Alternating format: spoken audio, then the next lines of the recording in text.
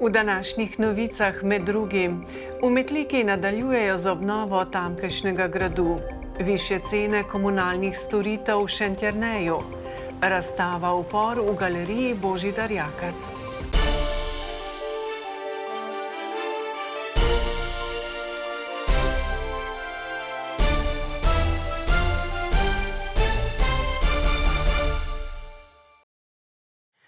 Lepo pozdravljeni.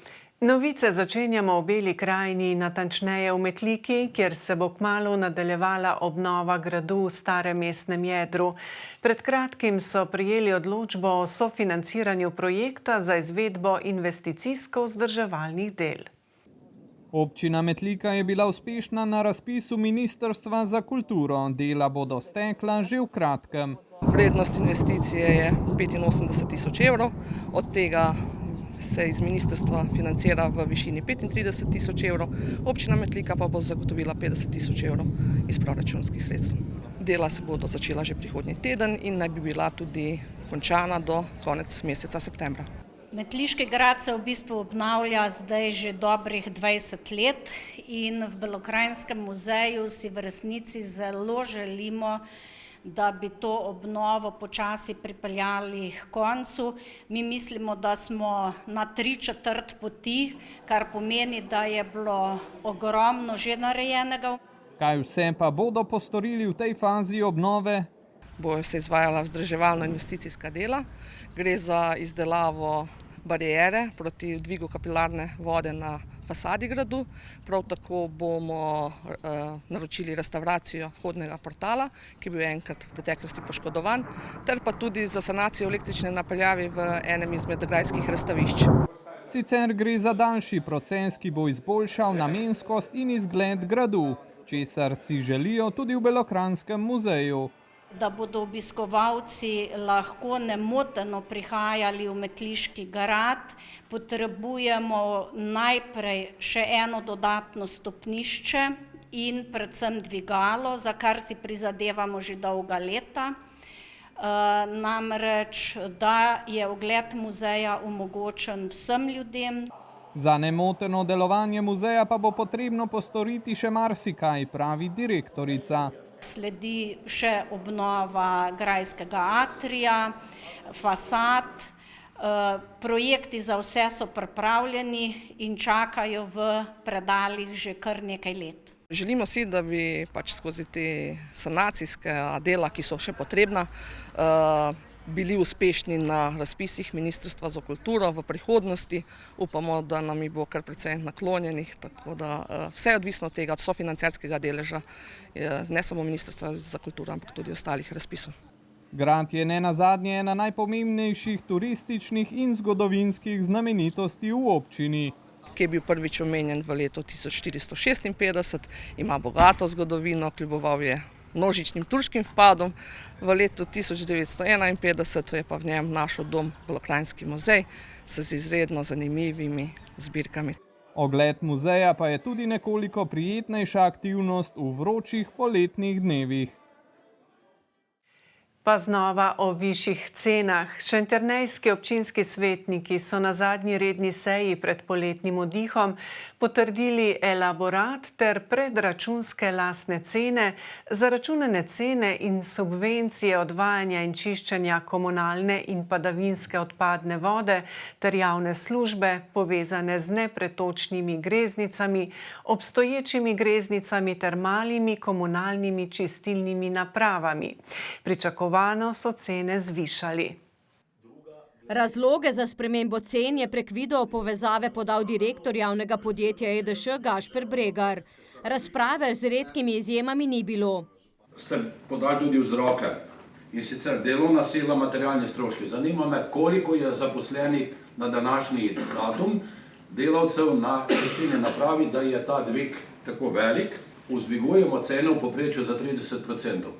Dvig cen komunalnih storitev, ki jih izvaja EDŠ, je torej kar precejšen. A podražitve so logične in nujne, je poudaril župan. Gre za velike skoke v cenah energije, tudi delovne sile, tudi stroški kreditov, torej obresti so se močno povečali, Euribor, in vse to nakazuje na nujno zvišanje cen. Če gremo v previsoko subvencijo občine, je dodal, nam zmanjka denarja za razvoj infrastrukture in opremo. Vsi dvigujejo cene, naš dvig cen je zmeren. Ko se postavimo v slovensko povprečje, smo nekje v sredini.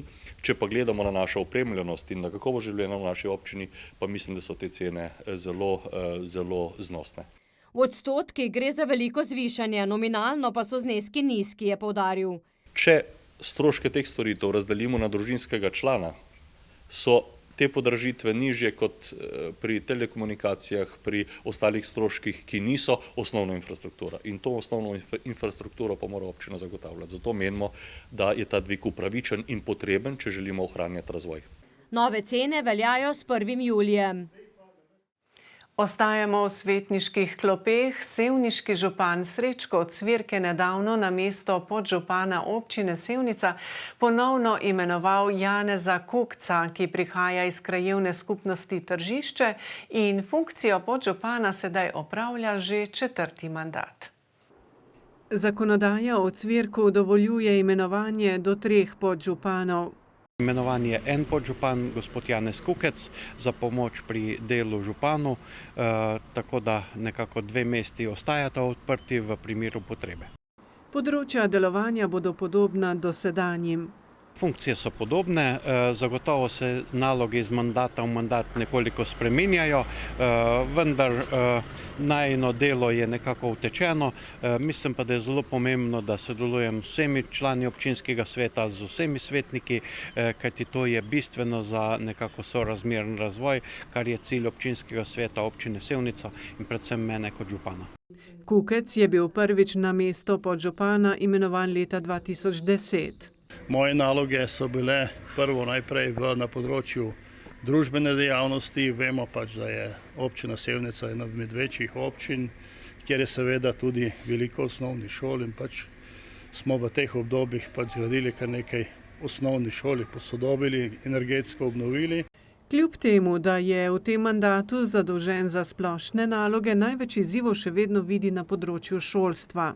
V gradnji je osnovna šola Ana Gale v Sevnici in pa nedavno nazaj je bilo odprtje prizidka na Blanci. V pripravi pa je tudi dokumentacija za izgradnjo šole v Karmelju in pa v načrtu je tudi izgradnja igrišča v Šentjanžu.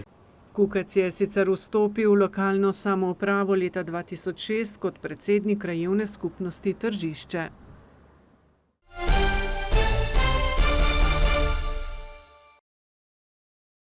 V Kostanjeviški galeriji Božidar Jakac so pred dnevi odprli razstavo ikoničnih umetniških del na temo velikega hrvaško-slovenskega kmečkega upora leta 1573.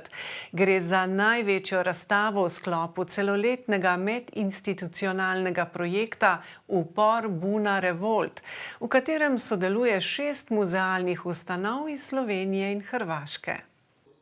Prvo razstavo z likovnimi deli 20 umetnikov so ob letošnji 450-letnici velikega kmečkega punta v Kostanjeviškem muzeju sodobne in moderne umetnosti na ogled postavili že februarja. Tokrat ni bistveno razširjeni, je, kot pove direktor galerije, botrovalo tudi izjemno zanimanje javnosti. Tukaj nam je priskočilo na pomoč tudi občina Krško in pa Ministrstvo za kulturo in Kosta, ki so podprli ta projekt, ki ni bil prvotno v samem programu. In začeli smo seveda z zbiranjem materijala, ki hitro ugotovili, da je tega res veliko, da je ob 400-letnici bilo zelo veliko nekih, ne samo dogodkov, ampak tudi različnih umetniških interpretacij tega dogodka, ki si zaradi pomembnosti v čezmejnem prostoru in vtisa enega osrednjih likov upora Matije Gubca v kolektivni zavesti nedvomno zasluži veliko razstavo. In potem sploh, ko je Narodna galerija privolila, da nam posodi to izjemno sliko Gojmirja Antona Kosa, ki je dolga kar 728 cm in je seveda pod posebnimi pogoji se jo tudi lahko prevaža in iz razstavišča v razstavišče umešča, smo se odločili, da absolutno gremo v to, da to naredimo. Pregledna razstava obiskovalce popelje po umetniških refleksijah kmečkega upora od druge polovice 19. stoletja pa vse do današnjih dni. Tu nas je zanimalo pravzaprav, kako je umetnost interpretirala na eni strani ta zgodovinski dogodek, na drugi strani bi pa lahko rekel tudi mit o kmečkem uporu. Namreč kmečki upor se je zgodil, imamo nekako zapise, vire o tem, da je bil, kaj približno se je dogajalo, ampak te viri niso zdaj čisto zelo zanesljivi. Razstavo je slovesno odprl župan Krške občine, ki je tesno povezana z zgodovino enega najbolje organiziranih kmečkih uporov. Vesel sem in počaščen sem, da sem danes odprl lahko največjo razstavo v sklopu celoletnih razstav na temo kmečkega upora. V končni fazi kot mestni župan Krškega se zavedam in sem ponosen na to, da je Krško povezano z Gubcem. Krško je Gubčevo mesto, nenazadnje imamo trg Matije Gubca, imamo stadion Matije Gubca, skratka Matej Gubec živi v nas, je upornik, tudi mi smo uporniki, borimo se za boljše čas in verjamem, da bomo tudi imeli. Razstava v sklopu čezmejnega projekta Upor 1573-2023 bo na ogled do 1. oktobra.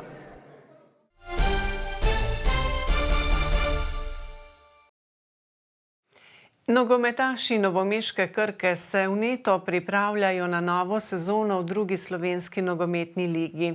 Sredi najtežjega dela priprav so na pripravljalni tekmi na domačem stadionu Portoval gostili tretjeligaša iz Kočevja, ekipi pa sta se razšli z izidom 1:1. Novomeščani so sicer imeli veliko več od igre, a številnih priložnosti niso uspeli pretvoriti v več zadetkov. Ja, sigurno da moramo boljše, puno boljše. Vidi se da je tretji teden priprav, smo utrujeni in že smo v procesu selekcioniranja, tako da rabimo še sigurno 2-3 igralca, ampak mislim da trenažni proces do zdaj je dober. Na pripravljalnih tekmah rezultat ponavadi ni v ospredju. Smo v tretjem tednu, nekako najtežjem tednu, verjamem, da so utrujene noge, da je vročina, ampak zdaj, če iščemo izgovore, jih bomo našli polno, tako da do nas je, da smo vedno 100% in od jutra naprej isto. Mi moramo to analizirati, na neke trenutke pozabiti, ampak moramo se zavedati, da tak način ne bo okej. Članska ekipa, ki je bila v lanski sezoni dalj časa v samem vrhu prvenstvene lestvice, je doživela kar nekaj sprememb. Ostalo nas je od lani 7-8. Tisti, ko so prišli, nekateri so se pokazali, da zaslužijo tu biti, nekateri še morajo delati, ampak vse skupaj mislim, da gre v dobro smer. Klub je vedno dobro delal z mladimi domačimi igralci, ki bodo tudi v tej sezoni iskali svojo priložnost in možnost za dokazovanje.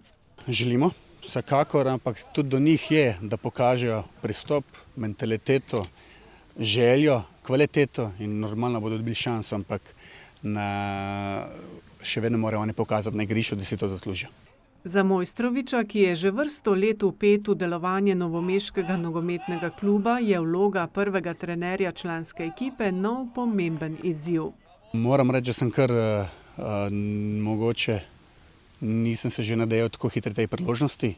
Jaz sem jo pripravljen, da jo bom zgrabil z obema rokama, bom trdo delal za to. Tukaj sem vse življenje kot igralec, na to še v mladinski šoli kot trener. Zdaj sem ponudila ta priložnost in bom vse naredil, da mi uspe. Krkaši v tej sezoni ciljajo na vrh lestvice v drugi slovenski nogometni ligi. Če se jim pokaže priložnost, da se uvrstijo v prvo ligo, pa jo nameravajo zagrabiti z obema rokama. Za nami so vremensko sila pestri dnevi, naj bo vsaj konec tedna miren, v ponedeljek pa znova nasvidenje.